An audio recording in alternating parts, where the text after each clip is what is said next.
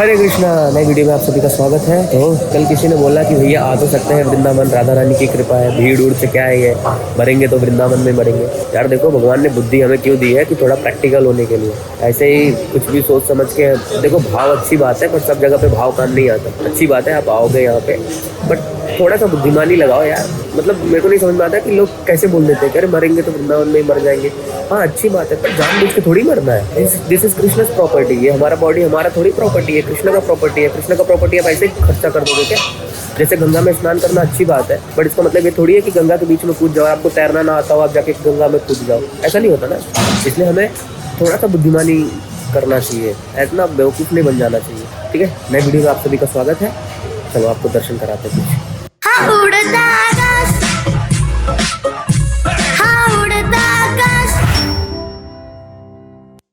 हरे कृष्णा। तो चलो भैया, भीड़ का आनंद लो थोड़ा सा। वैसे यहाँ पे भी थोड़ा नॉर्मल है। आओ आप हमारे साथ मंदिर, मजा आ रहा है। अरे सॉरी, प्रणाम करना है भाई, यही कर लेते हैं, वहाँ तो बहुत भीड़ है। आ जाओ भैया। क्या श्री वृंदावन धाम की जय दोस्तों। तो आप देख सकते हैं लोग टमटम और गाड़ी का इंतज़ार कर रहे हैं, बट टमटम ऐसे मिल नहीं रही है। लोग बेचारे बिहारी जी से पैदल पैदल आ रहे हैं, आप देख लो खुद। बाद में बोलना मत कि भैया उड़ता आकाश भैया। अरे कृष्णा प्रभु जी, उड़ता आकाश भैया ने बताया नहीं हमें। देखो सब अपना बैग ले लेके ऐसे बेचारे पैदल आ रहे हैं, क्योंकि टमटम नहीं मिल रहा है ना। और फिर आपका जो भी प्लान है 31 तक का वृंदावन में, कैंसल ऑल द प्लान। बहुत स्ट्रिक्टली बोल रहा हूँ मैं आपको। यहाँ देखो पुलिस बड़ी बड़ी बैरिकेड्स लगा के खड़ी है, गाड़ियाँ। मतलब ये तो सिर्फ मेरा छोटा सा सजेशन है, बाकी करोगे आप वही जो आपको करना है। ठीक है, राधे श्याम। इतना स्लो क्यों आ रही हो? मैं मारूंगा।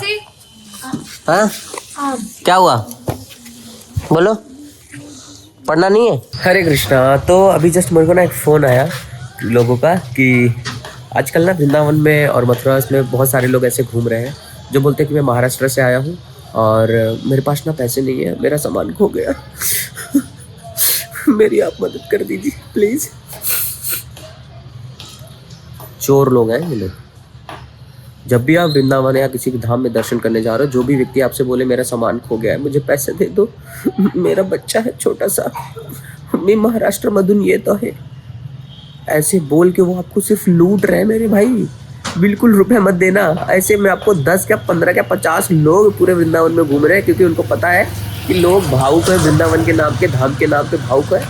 वो कोई अटका भटका नहीं लोग है। आप अपना पैसा अपने पास रखो, इंटरटेन मत करो। ऐसे मुझे बहुत सारे लोगों के फ़ोन और मैसेज आए, और ऐसे मैंने सामने मेरे पर्सनल, मेरे एकदम खास लोगों को देखा उनको उसमें फंसते हुए, कि उनको पैसे की मदद करते हुए। वो लोग मेरे पास भी आ जाते हैं मांगने के लिए। अब मुझे तो पता है मेरे को कैसे डील करना है, मैं आपको व्लॉग के थ्रू समझा रहा हूँ। और प्लीज़ मैं आपसे रिक्वेस्ट कर रहा हूँ ये सारी बातें आप अपने स्टोरीज के थ्रू, वीडियोज़ के थ्रू सबको बताओ, ताकि लोग ऐसे मूर्ख ना बन जाए। ठीक है, खैर अभी मैं आया हूँ गौरांगा से या उनकी पूरी टीम से मिलने के लिए। देखते कैसे बच्चे पढ़ाई कर रहे हैं, एंड मैं आपको दिखाता हूँ। यहाँ हमारे बच्चे लोग पढ़ना शुरू।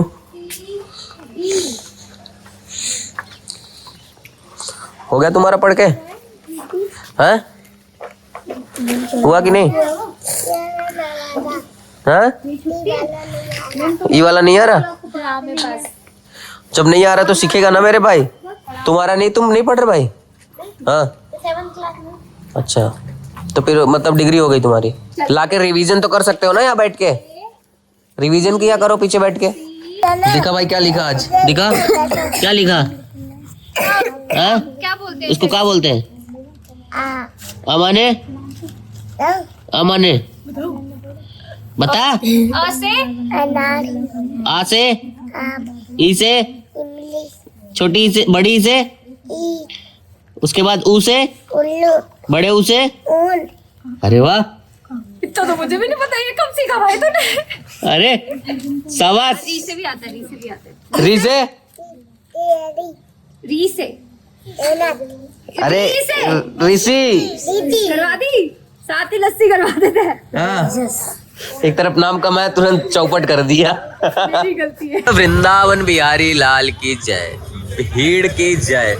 तो मैंने आप लोग को बोला था ना कि बहुत भीड़ है, तो जस्ट हम ऑफिस से छूटे तो हमने सोचा आपको एक बार ये दिखा दे, थोड़ा सा नजरिया। राधे राधे प्रभु। कि आपको दिखा दे थोड़ा सा नजरिया कि भैया आजकल काफ़ी भीड़ है, तो आ जाओ यार, ज़्यादा से ज़्यादा क्या होगा, ऐसा किसी ने बोला था कमेंट में। मरेंगे तो वृंदावन में ही मरेंगे ना, इसका जवाब मैंने दे दिया। अगर जिसको तैरना नहीं आता वो जाके गंगा के बीच में खड़ा हो जाएगा, बोलेगा मरेंगे तो गंगा में ही मरेंगे ना, तो बेवकूफ़ी है भैया। चलो अब देखते हैं कहाँ जाएंगे। हमने सोचा कि जाते हैं यमुना तक, फिर हमारा हिम्मत स्कूटी से भी हार गया। हमने बोला नहीं, आगे का माहौल देख के हम सिर्फ मदन मोहन जी के चौखट तक जाके अपने आप को वापस लेके आएंगे। जय हो मदन मोहन भगवान की जय। यहीं से घुमा ले भाई, आगे बहुत भीड़ है, ठीक है, कभी और चले जाएंगे बहुत आगे। अरे वो ऐसे ही खा के फेंक देते हैं, बाद में उठाया जाएगा। तो चलते भैया, क्या करें, विंडो शॉपिंग करते हैं। Window shopping? What window shopping? I don't wanted to shop anything. यहाँ देखो बैरिकेड्स पे बैरिकेड्स हैं। महाराज हमें सबको जान दिया, और सब गाड़ी वाले चाहते हैं बिहारी जी की चौखट तक ही गाड़ी जाए। मंदिर के अंदर, मैं तो बोलता हूँ मंदिर के बाहर तक गाड़ी आनी चाहिए। जाना तो हम रोड से चाहते थे पर हमने रोड वाला प्लान कैंसिल करके हमने गली वाला प्लान को इम्प्लीमेंट किया कि हम आपको अलग अलग तरीके से सब जगह लेके चले। सर अगर ये वर्कआउट नहीं किया तो हमारे पास सी प्लान है। सी प्लान कुछ नहीं है भाई। क्या घर है, क्या बिल्डिंग है भाई ये भाई। अच्छा ये होटल है, होटल है भाई ये तो। इतने महंगे होटल में किस दिन रुकेंगे भाई। अरे भाई पता नहीं कब कब ऐसे दिन आएगा कि ऐसे होटल में ठहरा जाएगा।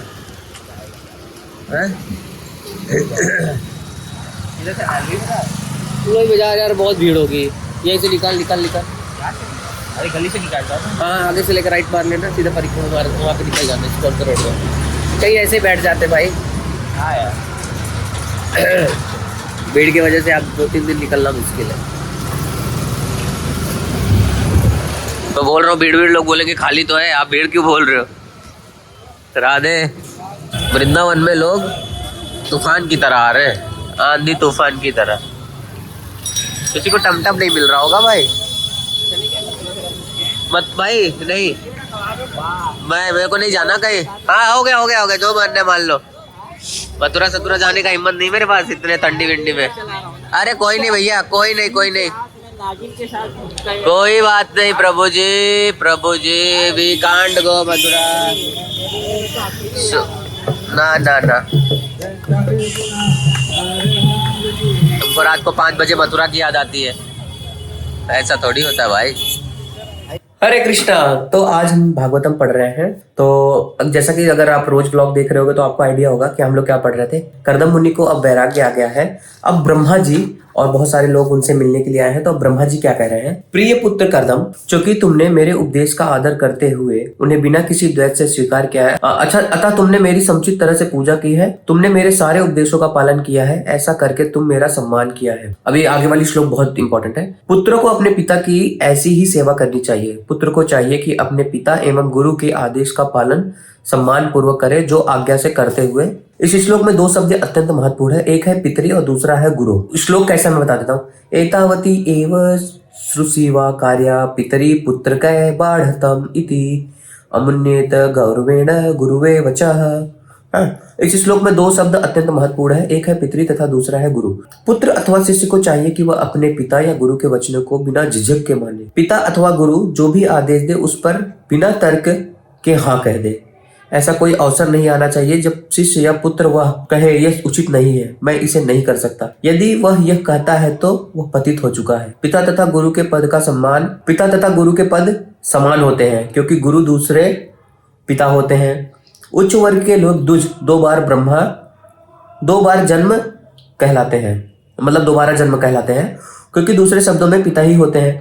फॉर एग्जाम्पल जो हमारे पिताजी हैं वो एक गुरु तो है ही है, और जिनसे हम दीक्षा लेते हैं जिन हम गुरु स्वीकार करते हैं वो हमारे पिता है, क्योंकि वो हमें दूसरी दीक्षा देके हमारा दूसरा जन्म देते हैं हमें। जब भी जन्म की बात उठेगी तो पिता का होना आवश्यक होगा। प्रथम जन्म तो वास्तविक पिताजी के कारण होती है, किंतु द्वितीय जन्म गुरु द्वारा ही संभव हो पाता है। कभी कभी पिता तथा गुरु एक ही व्यक्ति हो सकते हैं, तो कभी कभी भिन्न।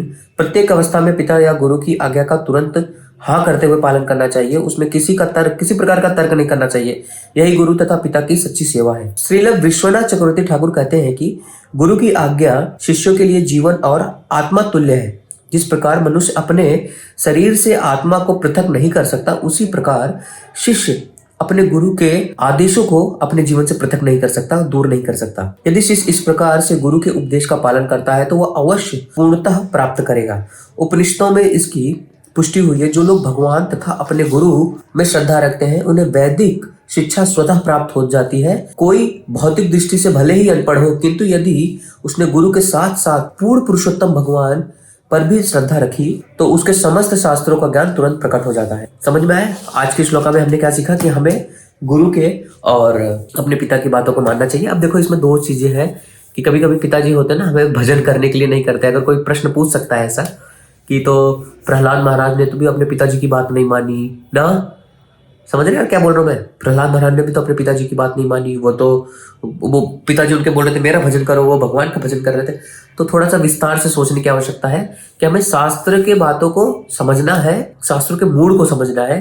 अगर पिता भक्त है तो हमें उनके बातों को बहुत सावधानी से मानना चाहिए। मान लो पिता भक्त है ही नहीं, अब पिताजी बोल रहे बेटा तम्बाकू खा, बेटा शराब पी, तो जाहिर सी बात है हमें वो नहीं करना है। बट आजकल के मैक्सिमम पिता ऐसा ही है। इसलिए चाहिए कि माता पिता भक्त बने, ताकि जब बच्चा ये पढ़े तो अगर बच्चा माता पिता का सेवा करेगा तो जाहिर सी बात है भगवान की सेवा करेगा। तो धीरे धीरे उसको भी समझ में आएगा, ये आएगा। तो आज का ब्लॉग हम यही पे एंड करते हैं। तो आज के ब्लॉग में क्या सीखा इसी श्लोक के माध्यम से आप अपना एक्सपीरियंस कमेंट बॉक्स में शेयर करना। मैं सारे कमेंट बॉक्स के कमेंट्स में रीड कर रहा हूँ। बड़ी सर्दी है। हरे कृष्णा। कल मिलते हैं नए वीडियो के साथ में। हरि बोल।